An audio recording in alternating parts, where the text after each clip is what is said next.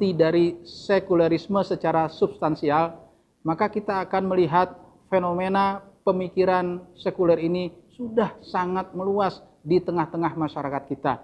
Sudah sangat mendarah daging, berurat berakar, bertulang sumsum, masuk ke sel-sel syaraf anak bangsa ini.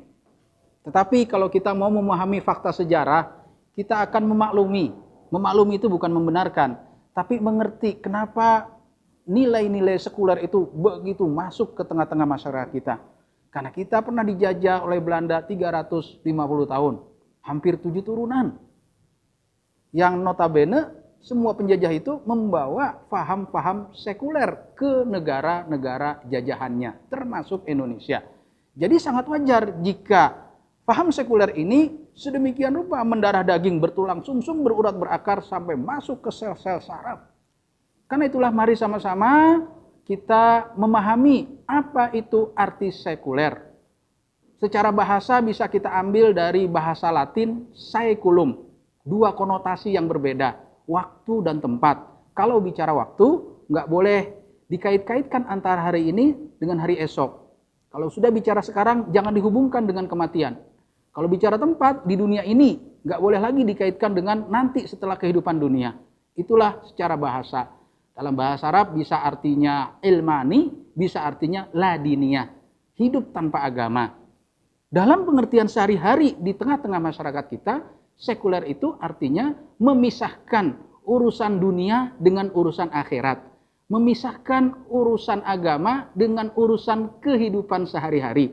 Memisahkan urusan akhirat dengan urusan dunia, itulah arti sekuler. Kemudian dalam arti teologis yang sangat substansi, arti sekuler adalah membatasi peran Tuhan, memisahkan peran Tuhan, memperkecil peran Tuhan, atau meniadakan sama sekali peran Tuhan dalam kehidupan manusia. Kalau digabung menjadi membatasi, memisahkan, memperkecil, meniadakan peran Tuhan dalam kehidupan manusia. Tuhan tidak boleh campur tangan dalam urusan makan, minum, pakaian, ekonomi, rumah tangga, sosial, budaya, pertahanan, apalagi soal ekonomi politik. Jangan bawa-bawa Tuhan, jangan bawa-bawa agama, jangan bawa-bawa kitab suci. Itulah arti sekuler yang secara substansi bisa kita pahami. Nah, kemudian pemikiran-pemikiran sekuler ini sudah banyak sekali Allah lukiskan di dalam Al-Quran. Misal, ada orang yang di dalam surat Al-Baqarah ayat 85 mau menerima sebagian dari kitab dan menolak sebagian kitab yang lain. Afatu'minuna bi ba'dil kitabi wa takfuruna bi ba'd. Apakah kamu mau mengambil sebagian Alkitab dan kamu menolak pada sebagian yang lain? Kemudian di dalam surat An-Nisa ayat 150 ada orang yang mau beriman kepada Allah tapi tidak mau beriman kepada Rasul, tidak mau percaya kepada agama, tidak mau percaya pada kitab suci, bahkan dia tidak percaya bahwa Tuhan punya nama. Tuhan tidak memberikan nama dirinya sendiri katanya. Jadi semua agama itu bohong, tapi ngaku percaya sama Tuhan. Nah, Allah lukiskan dalam surah An-Nisa ayat 150, nu'minuna bi ba'd wa nakfuruna bi ba'd. Kami beriman kepada Allah dan kami tidak mau beriman kepada selain Allah, pada Rasul dan sebagainya, enggak mau dia beriman. Kemudian ada juga di dalam surat An-Nisa ayat 142, ini ada orang yang zigzag, oportunis, orang yang kutu loncat. Iman kafir, iman kafir, iman kafir. Mohon maaf, surat An-Nisa ayat 137 diralat. Innallazina amanu summa kafaru summa amanu summa zdadu kufron. Ada orang yang beriman, kemudian kafir, kemudian beriman, kemudian kafir lagi. Kemudian Allah tambah kekafirannya dan Allah tidak akan mau menunjuki lagi orang yang model seperti itu. Nah, ini orang yang imannya zigzag. Ya, ada lagi Allah lukiskan dalam Al-Qur'an ini surat Al-Hajj surat ke-22 ayat 11. Ini orang yang disebut pragmatis. Pragmatis itu artinya mau nyari yang enak-enaknya aja. Nyari yang bermanfaat buat dirinya. Jadi ngambil agama ini secara artifisial, di pinggiran kayak ikan cerek begitu kira-kira ya. Allah lukiskan orang yang pragmatis ini dalam surat Al-Hajj ayat 11. Auzubillahi minasyaitonirrajim. Wa minan nasi may ya'budullaha ala harf. Fa in asabahu khairun itma'anna bih wa in asabathu fitnah inqalaba ala wajhi khasirad dunya wal akhirah zalika huwal khusranul mubin. Ada di antara manusia orang-orang yang menyembah kepada Allah dengan berada di tepian. Tidak mau ke tengah dia. Jika mendapat nikmat dalam menyembah Allah itu, dia akan tetap istiqomah. Tetapi jika ditimpa ujian, musibah, cobaan, maka dia mundur ke belakang, nggak mau lagi menyembah kepada Allah. Rugilah ia dunia akhirat, itulah dia kerugian yang nyata. Nah, ini orang yang bisa terganggu karena ada serangan fajar, karena macam-macam bisa terganggu. Akhirnya mau nyari agama yang enak-enaknya saja. Ada aliran namanya natwinti, sunat kawin dan mati. Sunat cara Islam, kawin cara Islam, mati cara Islam. Selebihnya dia nggak mau pakai cara Islam. Ada lagi NTCRW, nikah, talak, cerai, rujuk, waris. Lebihnya dia nggak mau. Plus Idul Fitri. Kalau Idul Fitri paling cakep bajunya. Sejadahnya juga baru karena jarang dipakai. Jadi, saudaraku seiman yang dirahmati oleh Allah Subhanahu wa taala, dia ingin mengambil agama yang enak-enaknya saja. Kulitnya dimakan, kadang isinya dibuang. Nah, ini repot nih. Peringatan hari besar sampai larut malam, subuhnya kesiangan. Nah, loh. Karena itulah Allah lukiskan di berbagai ayat orang-orang yang intinya tidak komitmen secara penuh. Hanya mau mengambil agama sedikit-sedikit saja. Bahkan Rasulullah melukiskan dalam sebuah hadisnya, badiru bil a'malis sholihat. Bersegeralah kamu dengan amal soleh. Fasatakunu fitanun, karena nanti akan ada suatu masa banyaknya fitnah yang sangat dahsyat. Kaki to'ilailil muslim, seperti malam yang sangat gelap gulita. Yusbihur rajul mu'minan wa yumsi kafiran wa yumsi mu'minan wa yusbihu kafiran. Di mana dilukiskan pada saat itu ada orang yang pagi-paginya masih beriman, sorenya sudah kafir. Sorenya beriman, paginya udah kafir. Masya Allah, kenapa? Serangan fajar, Indomie, beras, sembako, hilang keimanannya. Na'udzubillah min zalik. Karena itulah mari sama-sama kita cermati dari seluruh pikiran-pikiran tersebut yang kita sebut dengan sekuler. Ada pemikiran-pemikiran yang berkembang di tengah-tengah masyarakat kita, juga bagian dari akar pemikiran sekuler. Misalnya, agama itu urusan pribadi. Kamu jangan ikut campur tangan saya dalam beragama. Agama itu urusan saya dengan Tuhan saya. Bahaya sekali ini. Kenapa? Karena sejak lahir kita sudah punya pengamalan agama. Kalau orang Islam harus diazanin, harus dikomatin, dicukur rambutnya, ditimbang dengan emas, disedekahkan, kemudian potong kambing akikah. Nggak ada bayi bisa motong kambing sendiri kan? Jadi jangan bilang agama urusan pribadi. Dari kecil kita sudah melakukan ritual agama yang dibantu oleh orang lain. Menikah, ada pengantin laki-laki, ada calon mertua, ada penghulu, ada saksi 2. Tuh 5 tuh minimal akad nikah tuh. Kalau perlu ditambah dengan pengantin wanita, 6. Nggak bisa kan nikah sendirian? Jadi pengantin sendiri, ngerangkap jadi mertua, ngerangkap jadi penghulu, ngerangkap jadi saksi. Nggak mungkin, gila apa? Jadi jangan sekali-kali mengatakan agama urusan pribadi. Sampai kemudian kita mati, nggak bisa orang mati itu mandi sendiri, ngafani sendiri, sholat sendiri, datang ke kubur sendiri, nguburin sendiri. Nggak bisa. Banyak sekali orang yang membantu orang lain dalam prosesi kematian kita yang membutuhkan ritual agama.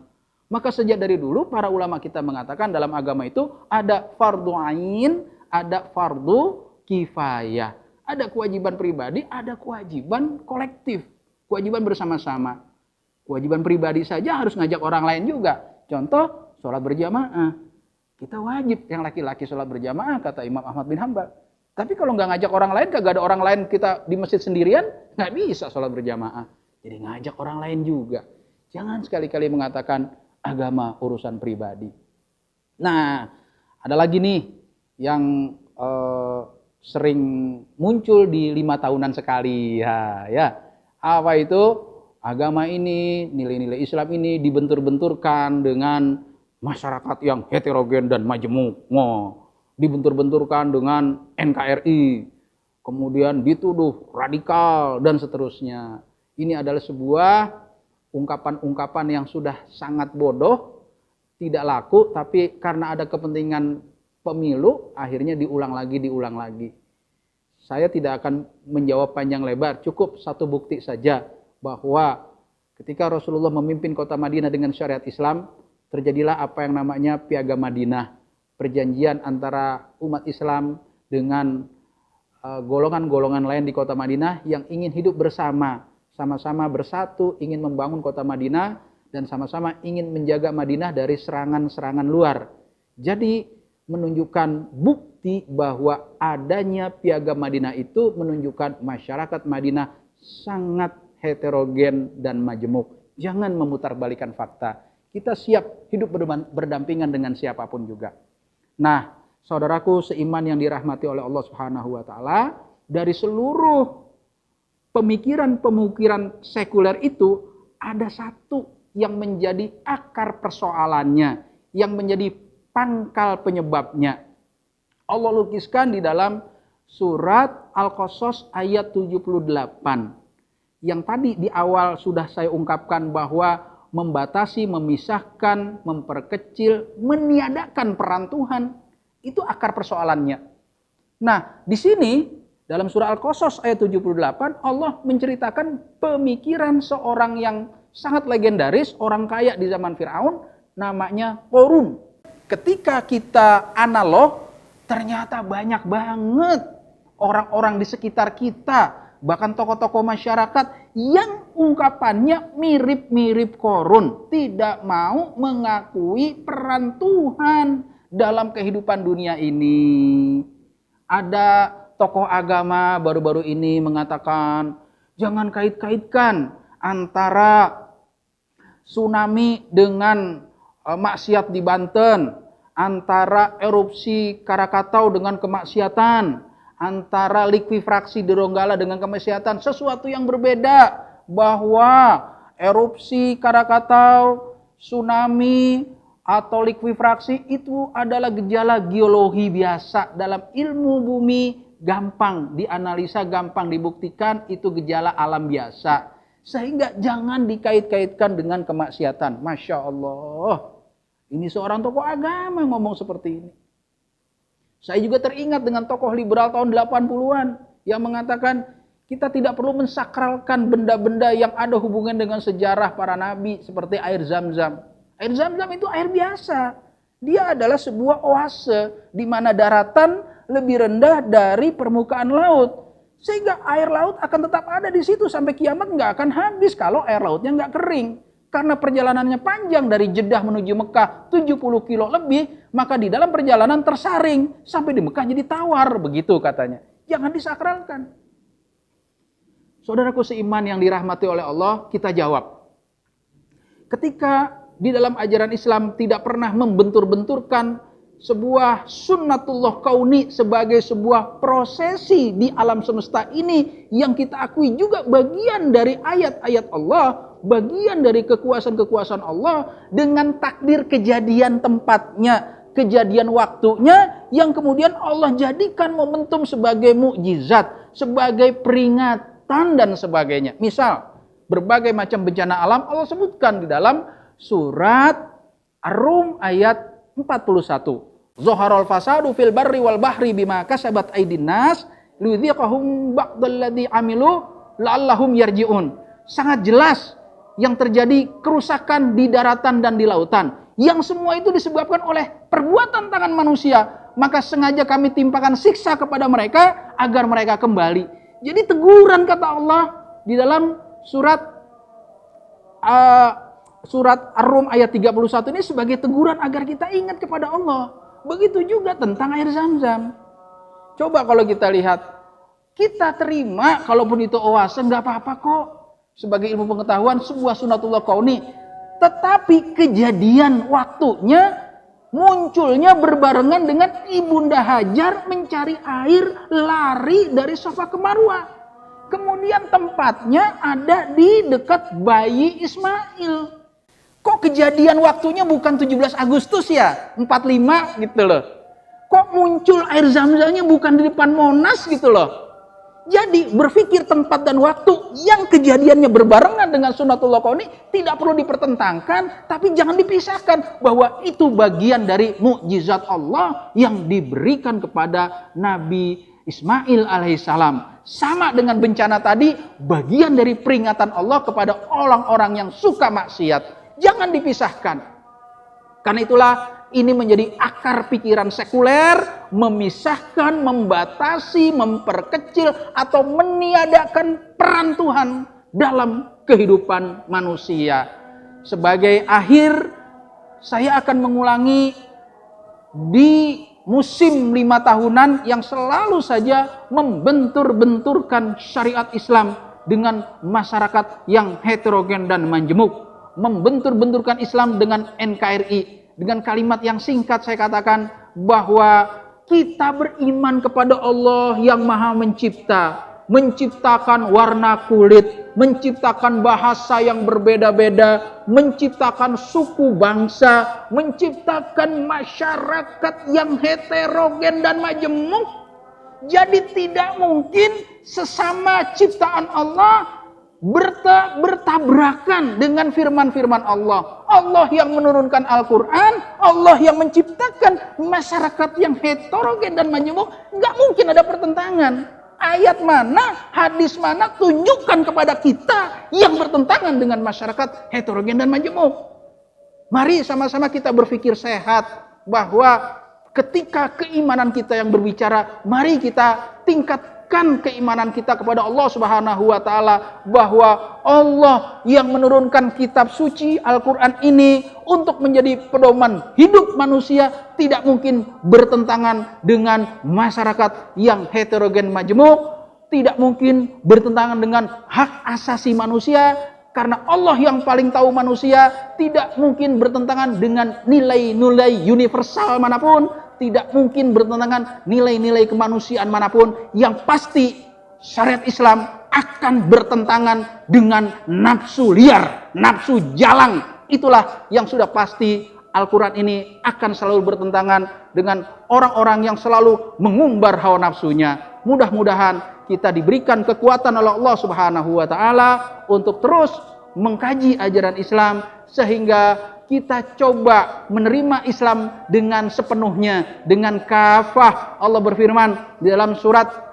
Al-Baqarah ayat 208, ya ayyuhallazina amanu udkhulu fis-silmi kafah wa la tattabi'u khutuwatis syaitan innahu lakum aduwwum mubin. Wahai orang beriman, masuklah kamu ke dalam Islam secara totalitas.